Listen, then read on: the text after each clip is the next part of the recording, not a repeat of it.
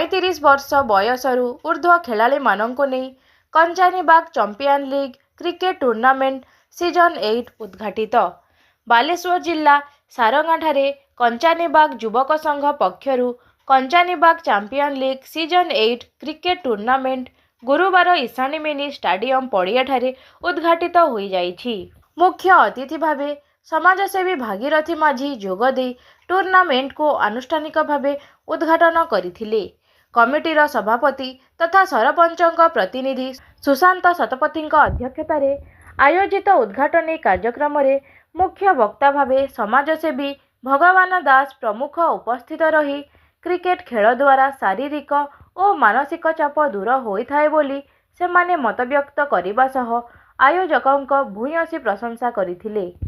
35 वर्षरू ऊर्ध्व बयसर खेलाड़ी मानंकु नेई चलित वर्ष एही टूर्नामेंट अनुष्ठित करा जाउथुबा आयोजक कमिटीर सभापति श्री शतपथी सूचना देइछंती।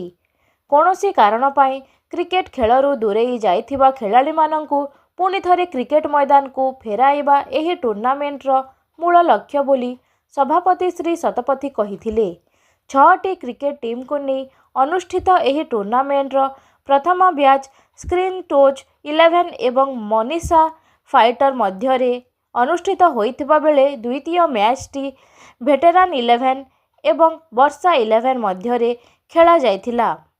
समस्त मैच 12 ओभर विशिष्ट खेला जिवो बोली कमिटीर संपादक सुदर्शन माझी सूचना देइछंती।